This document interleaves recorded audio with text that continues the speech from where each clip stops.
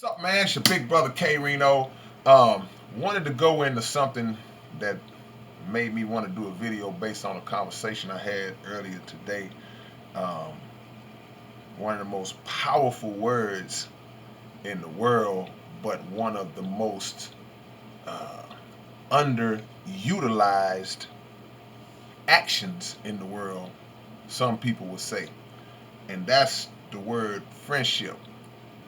And it's crazy because we go through life, and if you was to live to be 100 years old, how many people do you think you would meet in total in your life, just in 100 years? Just actually meet. Hey, how you doing? Hey, get to know, whatever the case may be. Come in contact with. Would it be 100,000, 50,000? I don't know. But saying all that to say, out of all those people you come across, meet, wave at, whatever the case is, you may actually become affiliated with a significantly smaller number than that. You may actually get close to a significantly smaller number than that. And outside of friends, if outside of family, you would actually maybe consider a smaller amount even than that to become your actual friend, or who you would call a friend. And even in your friend circle, you got people, yeah, that's my friend, that's my homie, whatever. But there's a smaller, condensed number that's smaller than that you really consider these my real friends. People I can trust and depend on. And some people will say they don't even have one that fall into that category. And it's for different reasons. Some people are just naturally non-trusting, like, hey man, I see how this world is, I know how people is.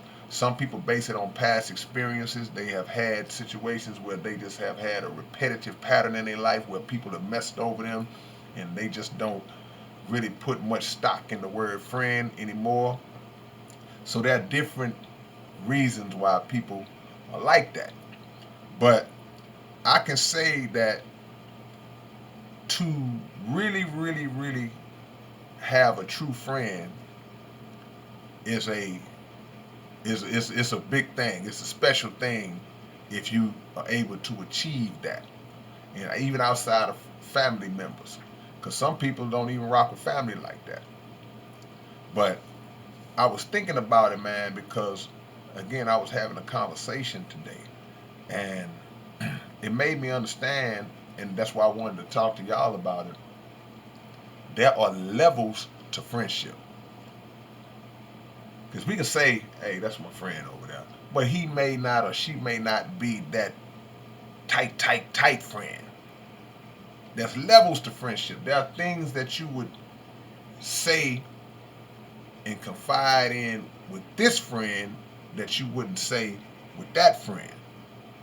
There are places you would go with this friend that you wouldn't go with that one. There are certain friends you would loan money to that you wouldn't do with that one. So there's levels. And I think when we understand that there are certain cats you can't rock with in certain situations, and you have to recognize that and be like, nah, I ain't riding with him because I know what he like to do, and that ain't how I do. And when you kind of recognize the levels, then it helps you navigate through people more effectively, and it prevents you from being disappointed when people do what people typically do, and that's let you down.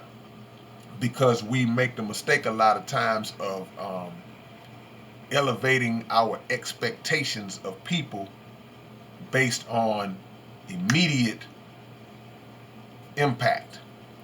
You meet somebody and they just seem like this great person, and you instantly just throw all caution to the wind and put all of your expectations as a potential friend on the line, only to be disappointed later if that person was just given that presentation as a way to bait you in for whatever motive they might have had. Hope y'all following me. But when it comes to relationships, I think that is the most important degree of friendship that two people could have. But I also feel like it's the rarest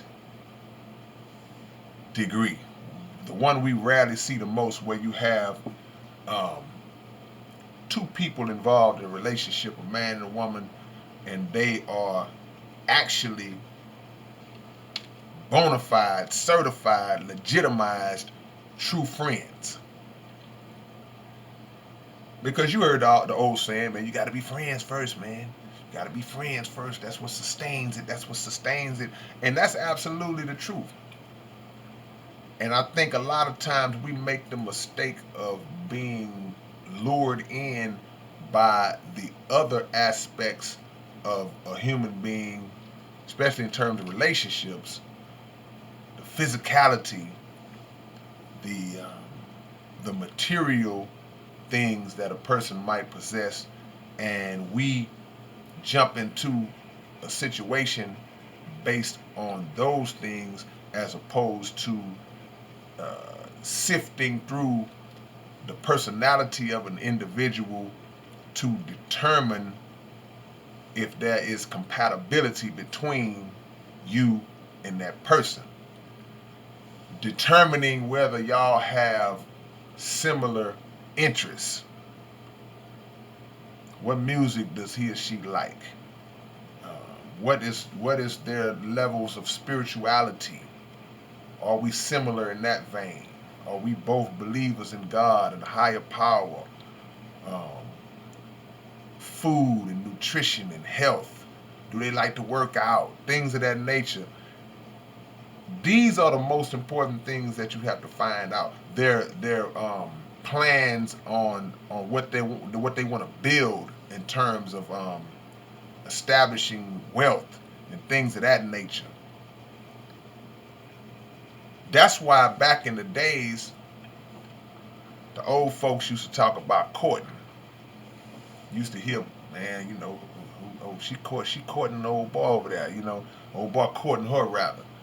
And courting is like the process of getting to know that person long before things become physical, or long before you allow yourself to be pulled in by what's in front of you visually.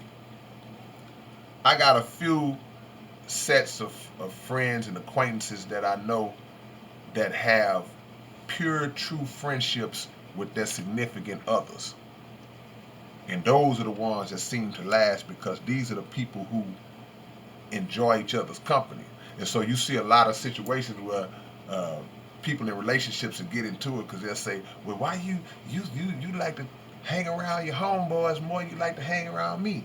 Or the dude like, "You always on the phone with your girlfriends and you know," because they are actually exhibiting levels of friendship with those people and are finding more common ground with those people than they are with the person that they're involved in a relationship with.